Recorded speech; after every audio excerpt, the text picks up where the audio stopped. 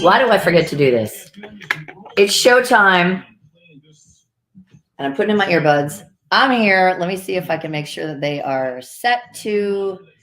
Yeah, all right. It's go time. We are going to make a mocktail because it is, of course, dry January.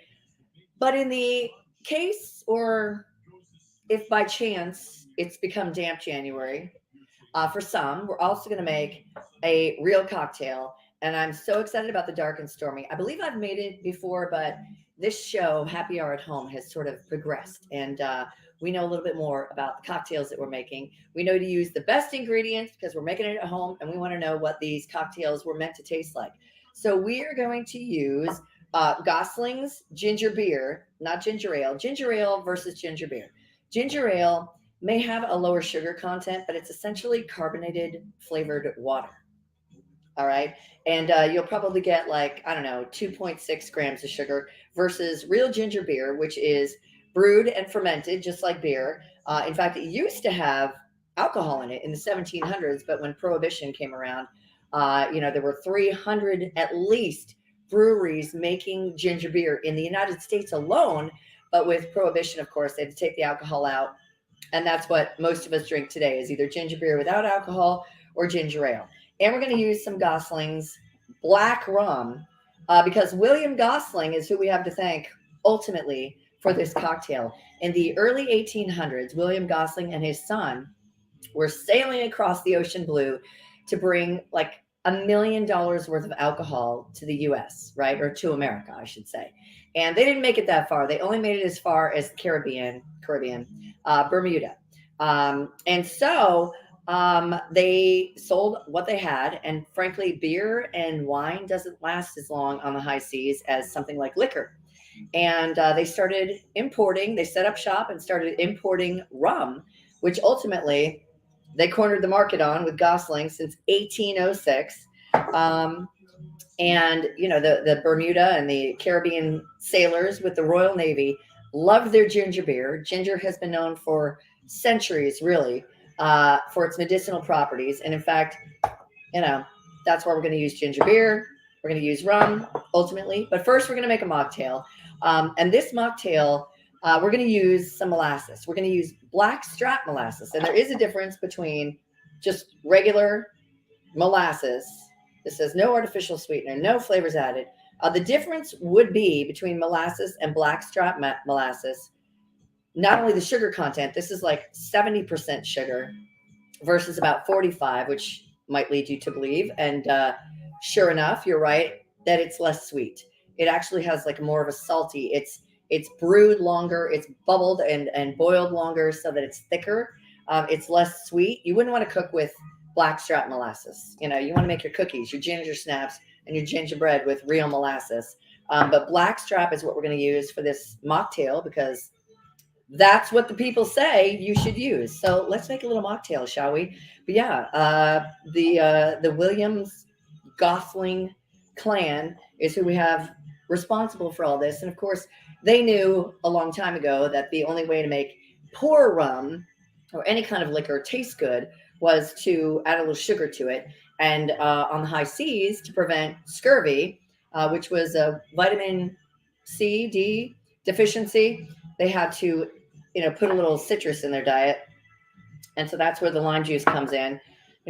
At some point, somebody threw all these things together, and we have the very simple Dark and Stormy cocktail and mocktail. And it was named not for any sort of journey overseas, but really for the color that it makes. They used to say you'd have to be a fool to sail under a cloud that looked like the color of this beverage. Okay, Dark and Stormy, super easy, super appropriate too, I would say. Like if you were going to a giant pirate parade in Tampa Bay this weekend. Happy Gasparilla to all who celebrate. If you don't know, it's folklore in Tampa, depending on who you ask. But it is really the biggest deal in Tampa Bay. It's one of the biggest parades in the country, something like 500,000 people. And again, you can buy actually zero sugar or light ginger beer, ginger ale, if that's your preference, with 0 calories. It's just you're going to get more of a ginger taste, You're going to get the real deal with Gosling's ginger beer. Here we go. I'm going to actually, this is the Blackstrap. It took me a little bit to find it because I don't know what else I can do with it if I can't cook with it, you know. Yeah, it smells very earthy.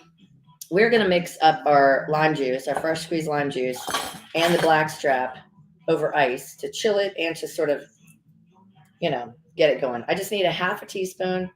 I'm just going to dip that in. See, it's, yeah, that's going to take a minute to, and then I just need, you know, set that in there. I'm just going to use half an ounce, so half a teaspoon of the Blackstrap, and then half an ounce of the fresh squeezed lemon juice right here in my kitchen. It's not a lot of liquid, obviously, because I want the color. I want to put it on top. I wish I could get this out. I don't think I can. Maybe no. Oh yeah, I can. Here we go. Here we go now. Okay. But again, I wanted to make this with the Goslings because that's the real deal. Can you really call it Dark N Stormy if you're not using the right ingredients? Okay. Just give that a good shake. Here's the ginger beer. And I'm going to pour this over ice first. Just tip this home. Okay. So like I said, it's a little more sugar, but here's the mocktail. Firstly, we're just going to garnish with a little lime wheel or a lime wedge, whatever you like. Okay. All right. That is going to get messy. Let's see if this does what I've seen in the pictures. Is anything going to come out? Well, we got a trickle. We got a trickle.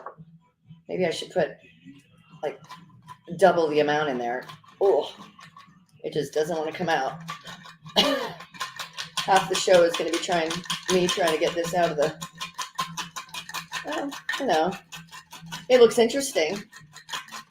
But the black seal rum is what's really going to cause the color on it. But I wanted to use molasses because, first of all, some of the recipes call for it. And because, obviously, molasses and rum are both byproducts of cane sugar. Okay, that doesn't look so bad. Where did I put my knife? Where did I put my knife? Here we go. Okay, let's just cut. I mean, it looks like the real deal. Okay. Oh, God. Time to sharpen the knives. Nothing worse. I mean, there are things that are worse, of course, but not with this. Okay, whoops. I cut it all the way through. Well, that's pathetic. Got a limpy lime. Nothing worse than a limpy lime. Okay, here you go. Here you go. It looks pretty good.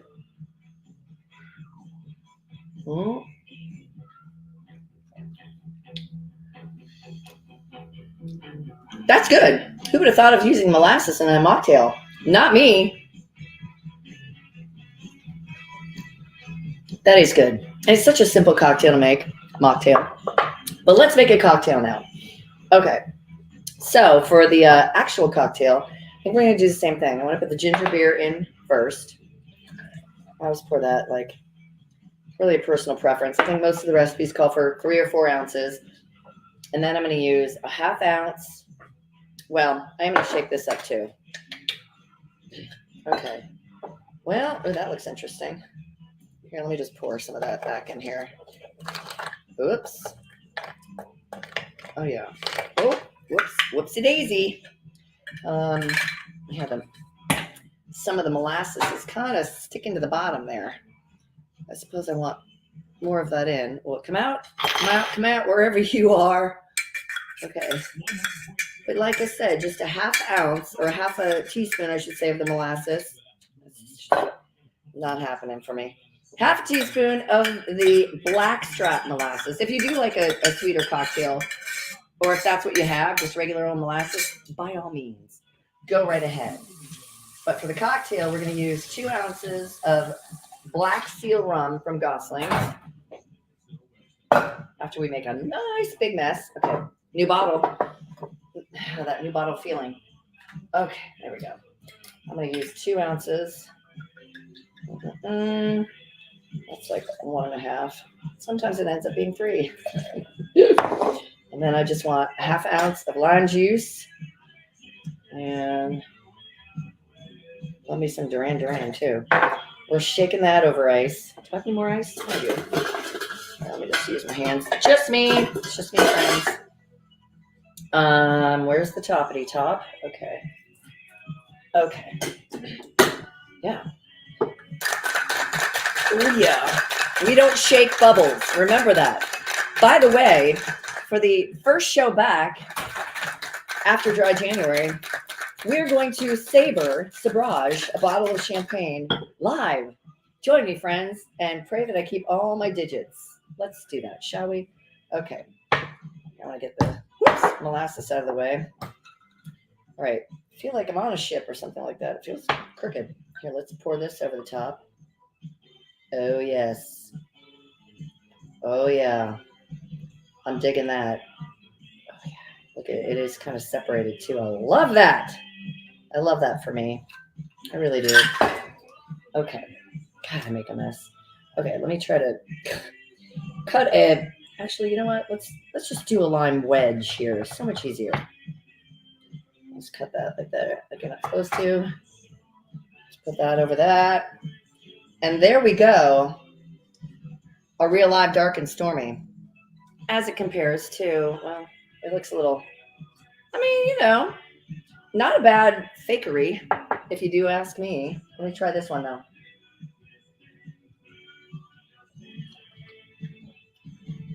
A little bit more of a zing in that one. And, of course, I didn't mix it up. Where to put the spoon? Here we go. Let's mix that bad boy up so that it's entirely Dark and Stormy. And in with some of the ginger beer. It's delicious. As if there could be any other way that this would turn out, right? It's really good. I do love a Dark and Stormy. It's kind of like a Moscow Mule with rum. All you need is ginger beer and lime juice. And, of course, a good rum. Goslings, preferably. Cheers to you and yours. And thanks for watching, guys. Until next week, when we savor a bottle of champagne and tell you how to do it. I mean, it's up to you if you want to try. You're on your own with that one. I might make you sign a waiver to watch the show.